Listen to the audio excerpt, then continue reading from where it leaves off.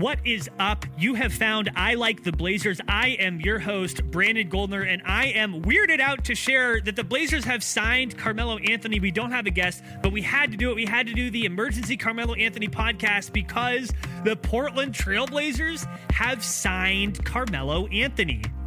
That's it. I mean, I could just end right there. The Blazers, that's a thing that they did. They did that. They did it today. The news breaking from Adrian Wojnarowski saying that a source told him that the Blazers have signed Melo. We know that Neil Olshey is close with Adrian Wojnarowski, so let's assume that the source is Olshey, which is fine. Wojnarowski later tweeted that Olshey and Carmelo Anthony's agent had been staying in contact since the preseason, and that, quote, conversations picked up over the last 2 days, and that Olshey and Coach Stotts talked directly with Carmelo Anthony before reaching an agreement today on Thursday, November 14. So let's start with, I'm going to go around the NBA Twitter sphere, so to speak, to talk about this, and that is as good a place as any to start. Which my first question was, who in the organization knew that this was happening? Who allowed this to happen? Who did it? Who did this? And it sounds like Neil Olshey, obviously, the president of basketball operations. It's going to be him. Sounds like Terry Stotts. That's good. I mean, you want trust between your GM and your coach. You want your coach to know who's coming in, what the fit might be. The thing I was most concerned, worried, curious about was Damian Lillard, which is why I do appreciate that Chris Haynes from Yahoo Sports, who often has the player-sourced breaking news and is close to Damian Lillard and with other Blazers on the team, but Chris Haynes saying that Damian Lillard was notified on the potential of adding Melo last night, and Dame made it clear that he's always been supportive of bringing him in. So, Olshey obviously liked him. Stotts was in on it. Dame was in on it. If Dame's cool with it, okay, fine. So the first question about who in the Blazers knew about this, is this something that's being sprung on the coach, on the team? No, everyone was in lockstep. Everyone knew it was happening. And I just have to say that's good. I think that's good organizational practice. As much as I may not agree with this signing, which I don't, and I'll get to it in a second, I appreciate that that is how Olshey operates. He kept everyone looped in. I want to give Olshey credit for that, and saying that organizational consistency, that structure, letting everyone in on the discussion, and particularly with your best player, making sure that he signs off on something like this, I think is super important, and I'm glad that happened. So we can say hooray for that and set that aside. Now, let's talk a little bit about what this contract is going to look like. Carmelo Anthony is going to be on a non-guaranteed contract, and per Bobby Marks, who is a salary cap wizard with ESPN, also worked in the NBA around different places. But you should, if you follow the NBA closely enough, you've heard Bobby Marks' name before. Bobby Marks reporting that the cost to the Blazers will be about $14,000 per day. The cap hit will be based off if Carmelo Anthony makes it past the January 7 cut date. So it'll affect the Blazers salary cap if he makes it beyond January. So that means they kind of have a trial period with basically no repercussions other than a hit to Jody Allen's wallet until early January, so they can see whether or not this is going to work. The Blazers about to embark on a 6-game road trip. That first game coming Monday against the Houston Rockets. Remember the old team of Carmelo Anthony, where he had 10 games unceremoniously bounced after that last year. But $15,000 per day, non-guaranteed. Blazers could cut him at any time. By the way, it'd be amazing if any of us could make $15,000 per day. But look, I mean, I don't really mean that. Professional sports brings in a lot of money. The players deserve even more money. They're the ones making it. So I really didn't mean to make that joke. But anyway, so non-guaranteed contract. So no real book implications. This isn't going to affect the Blazers' ability to make trades or sign people. It's not enough money, and they can get out from under this quickly if they need to. So there you go. So now let's go to, why is this happening right now? Why in 2019, almost 2020, are the Blazers signing Carmelo Anthony? Well, They don't have anybody else to play power forward right now. Nasir Little looked pretty good yesterday against the Raptors, but the only reason why he looked so good, it's someone who is in his third NBA game ever. And he played really good defense on Pascal Siakam, but he looked so good because the Blazers are so bad and so thin at the 3 and the 4. They need a warm body. Carmelo Anthony, unless he has hypothermia, is a warm body. That's undeniable. So I guess unless you wanted to see more Mario Hezonja and more Anthony Tolliver, I guess this is better than nothing, ? Okay. And Carmelo Anthony is a name that we've heard of. I know who that is. He used to be good. He used to be a superstar. People used to compare him and LeBron James in the same breath for, a couple of years. So we know who he is. Okay, but we're not getting 2005 or even 2010 or even 2015 Carmelo Anthony. This is 2019 going on 2020 Carmelo Anthony. That's who the Blazers are getting. So let's talk about who that player is. And I don't want to get this twisted. And by the way, let me thread in another tweet here from Rob Perez at Worldwide Wob. MELO getting signed, the biggest W in Instagram empty gym mixtape history. Yeah. Carmelo Anthony and his hoodie going against those traffic cones got him another contract. Good for him. Let's talk about who Carmelo Anthony, the player, is today. Okay. This is the reality. He's not very good at basketball anymore. He would beat me. He would beat you. He's good compared to 99.9% of humans on earth. But compared to other NBA players, Carmelo Anthony is not very good at basketball anymore. And I don't understand why people think that he is. I don't understand why people think, well, maybe if he gets his mind right and he'll come back focused and better. That doesn't seem likely to me. What's happening in LA with the Lakers, with Dwight Howard, that doesn't usually happen with Dwight Howard accepting his role, playing within himself, contributing meaningful minutes at a position of need. That's not usually how these things end. If someone has proven again and again that they're a malcontent and they can't handle a diminished role, usually it's the players who, as they're aging, they begin accepting that their role is changing and they adapt to it. The Vince Carters, if you will. It's not usually someone who is recalcitrant, one of my favorite words, and stubborn, suddenly seeing the light. And so I'm not hopeful that's going to happen here. The other difference between Carmelo Anthony and Dwight Howard, Dwight Howard is not 35 years old. Carmelo Anthony is. The other thing is that Dwight Howard is a large human being who can get rebounds and some blocks and dump it in. Carmelo Anthony is a undersized power forward or an oversized small forward whose bread and butter, whose MO, whose ticket to fame, whose skill, whose reason for being famous is being a good shooter who is no longer good at shooting. Let's look at this. The last couple of years has shot 40% from the field. And this is a career 45% shooter, which is not in and of itself the most efficient shooting on earth. But in his 78 games with the Thunder and his 10 games with the Rockets, shooting 40%, shooting about 34% from deep. That's at his career average. That is, I guess, I don't know how useful that is, really.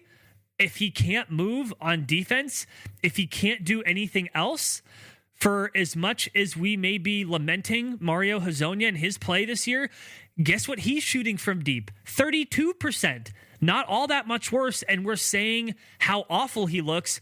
Carmelo Anthony probably is not going to look all that much better, but here's the stat. This is the one. This is the stat that really got me. Let's look at a little thing called assist percentage. And if you go to Basketball Reference, which is a bastion of stats and it's easy to sort and blah, blah, blah, assist percentage. What do I mean when I say that? That is an estimate of the percentage of, an estimate of the percentage of teammate field goals that a player assisted while he was on the floor. So while Carmelo Anthony is on the floor, this is the percentage that he assisted to somebody else. For his career, he's about 15%.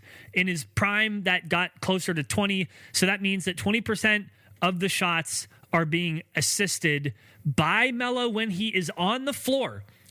When he was with the Thunder, remember, he played virtually a whole season 2 years ago. His assist percentage was 6.5%. When Carmelo Anthony played with the Rockets, his assist percentage was 2.6%. That is lower than any other player who played as many minutes as him. The next worst was Gary Clark at 3.8%. Hassan Whiteside, who is a notoriously reluctant passer, and that's putting it very politely, was at 5.6%. MELO was at 2.6%. The dude doesn't pass. The dude can't shoot, and the dude doesn't pass. And the dude can't play defense, and he can't move. So what is he doing? Why are you signing this guy? What is he going to do? How is this going to be helpful? I want to know. I put it on Twitter, at GoldnerPDX. I asked people, how is this useful? In what universe do you think that Carmelo Anthony is going to look better now in 2019, 2020 for the Portland Trailblazers than he did last year in 2018, 2019 for the Houston Rockets? Arguably a better team. How is he going to look better now a year older? How is this going to work? I don't know. I get low risk, moderate reward. This is almost like low risk, low reward. I am not convinced that even with as few players as the Blazers have to turn to, that Carmelo Anthony, for example, is better than just letting Nasir Little play 35 minutes a game. The guy was at least shooting threes and hit a handful of them. And by the way, played very decent, passable, maybe even good defense on one of the NBA's premier wings in Pascal Siakam. Was I the only one that saw that? Carmelo Anthony's not going to do that. And if Nasir Little can come out and hit a third of his threes, guess what? That's where Carmelo Anthony is at on his best day. And Nasir Little's energy and his defense and his willingness to move around is going to be way more useful than MELO. I would rather just play Nasir Little 40 minutes a game. Just play him 40 minutes a game. I think it's a better use of the minutes. So I am not a fan of this signing at all. I don't think this is a good move. I think there is the potential for the Blazers to become a laughingstock beyond what they already are at 4-8. I think that this could potentially mess up the team chemistry, maybe a little bit. I think that this could block some development minutes for Nasir Little, whose energy and, again, ability to move around is arguably way more useful in a playoff series if the Blazers get there than Carmelo Anthony hoping and praying that he magically has a renaissance and goes back to shooting about as good as he ever did. I don't see how this helps. Maybe the argument is they need something, anything. Maybe the argument is the Blazers have literally nobody else and no other minutes to turn to. Maybe that's the argument. And I understand that. I do. I also, again, I would literally rather just give the minutes to Nasir Little. Give them to Hazonia. As poorly as he's been shooting, he at least, again, moves on defense. Anthony Tolliver, he looks, man, Anthony Tolliver's a good dude. He looks washed. But I am not a fan of this. So, I put out to Twitter if anyone had any questions about this, because I knew I needed to do needed is a strong word. I wanted to do a Carmelo Anthony emergency podcast. And by the way, with all of this, I'm saying some very declarative statements about my opinion. First of all, this is my opinion.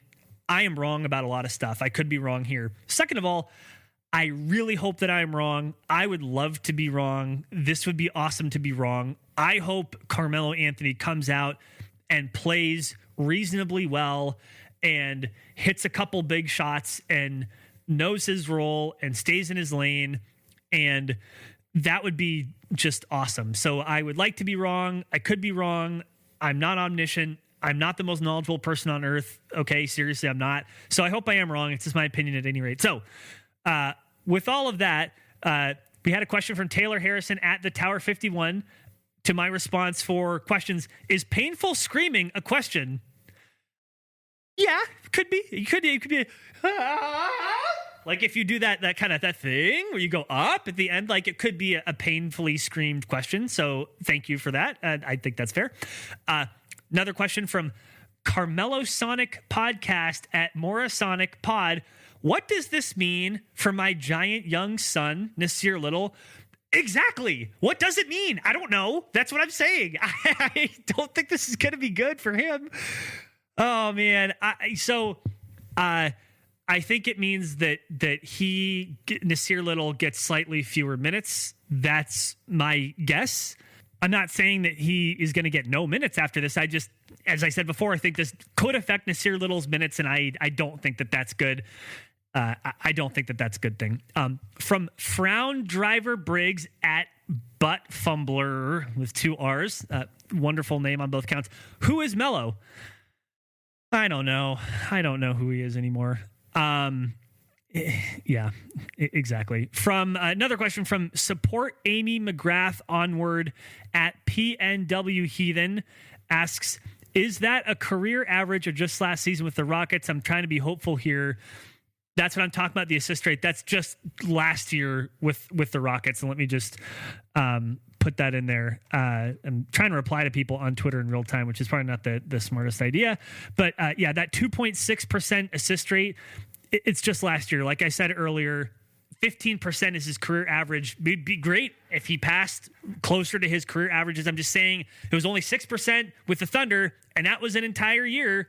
So I don't know. All of this is just, oh boy. Question from City Emoji, Red O Emoji at Andrew Deo. Does this scare you that the injury to Zach is worse than originally thought? I don't think it's any worse than we originally thought. I think it's definitely on the serious end of potential outcomes, because I remember I shared, some other people shared a article from In Street Clothes, which follows NBA injuries and stuff, and they had a timeline of, I think it was when Kevin Scholder had a separated love. When Kevin Love had a separated shoulder, and they went through all the different NBA players who had separated shoulders and how long it took them to come back, and people who had surgery, people who didn't. And we knew that what Zach is facing in many months and surgery, that was a potential outcome. So I will say it doesn't scare me. It is a shame that he ended up falling very much on the long end of those potential outcomes. That is definitely a bummer. Just a comment here from Look at This Nerd at Apocalypse Plox. Carmelo better bring his A game because anything less won't be enough. Actually, I'm afraid his A game still won't be enough. Yeah, let's repeat that. You're saying you're afraid his A game still won't be enough. I'm with you. He's 35. I don't know what his A game is. His A game is like probably a D+ game now for him. He was never an efficient scorer, never a willing passer, never a willing defender. And his athleticism has gotten worse over time. So that's not good. I don't see why anyone thinks that that's good. Yeah, it's possible. It's possible that, you know, again, can Carmelo Anthony have a Dwight Howard revelation, an epiphany, and just accept his role? And the thing is that the role that he's being asked to play requires more skill and athleticism than a big like Howard. That's the problem. So all of this is scary to me. From Jared H at Nervous Orca, is this the end of Hazonia? I don't know if it's the end of Hazonia, but it's the end of Hazonia getting as many minutes as he's gotten, at least for a little bit. Same thing for Nas Little. Well, actually, let's think about this. If Carmelo Anthony, let's say you're playing him 20 minutes a game, and I'm going to look back here. When he was in Houston, he was playing more than that. He was playing 30 minutes a game in Houston and 32 minutes in OKC. So let's just say you only play him 20. You're probably taking, at least 10 or 10 or something from Hezonja, 10 or something from Little, or 8 and 4 from Hezonja, Little, Tolliver. Somebody's minutes are going down. I'm most concerned about Nasir Little, second most concerned about Mario Hezonja, least concerned about Anthony Tolliver, who again is just I like Anthony Tolliver, but the best case scenario with Melo playing here is that he gets all of Tolliver's minutes and it doesn't affect Nasir Little and Mario Hezonja. That'd be the best case scenario. So I don't actually know. I don't know what Stotts is thinking. His rotations are sometimes a little hard to predict when things happen, when players either leave the lineup or come in. It's hard to tell what Stotts is going to do. But at any rate, I think the worst case scenario for Hezonja is fewer minutes, but probably not the end for him. Another question from JJ Hewitt at JJ_Hewitt. Is Melo still good? Was he ever? Can he be our answer at the 4? Yeah, he used to be good. He definitely used to be good. He used to be a really good scorer. He used to be one of those people. So yes, but that's not what we're talking about. We're not talking about Melo. Again, it's not 2005. It's not 2010. It's not 2015. It's almost 2020. That's what we're talking about.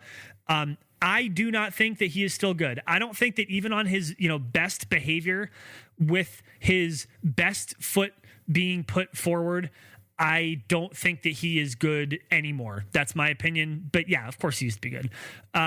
Let's see if we have any other questions here. None for now, but I really appreciate for everybody who asked a question. Thank you so much. Means a lot to me. You all are the reason why this is fun. And even in these moments, even in the moments when the Blazers signed Melo and I am just freaking out and I don't like it, I really do enjoy this team. I enjoy all of you, and I appreciate you. So that's probably going to do it for this podcast. 20 minutes of a Melo emergency pod. Had to do it. Had to get it out there. And I hope that something you have to do is please go to @ILiketheBlazers on Twitter or Facebook. You can also email us at ILiketheBlazers@gmail.com. But the thing that would definitely help the most is if you could go to whatever podcatcher you're using, however you get your podcasts on your phone, on your computer, and give us a 5-star review, because that helps other people find the show. So that would be very much appreciated. And it doesn't really matter if it's Google Play or using Castbox or Radio Public or Apple Podcasts, whatever you're using. You just take a second, even right now, the episode's basically over, and give it a 5-star rating, and even a kind review would be even better. If you want to say a word or two about it, that would be awesome. I really appreciate it. But that's about it for tonight and the emergency Carmelo Anthony podcast, 3 years in the making. Thank you all so much. This is I Like the Blazers. I am Brandon Goldner, and as always, no matter what, even with Melo, go Blazers.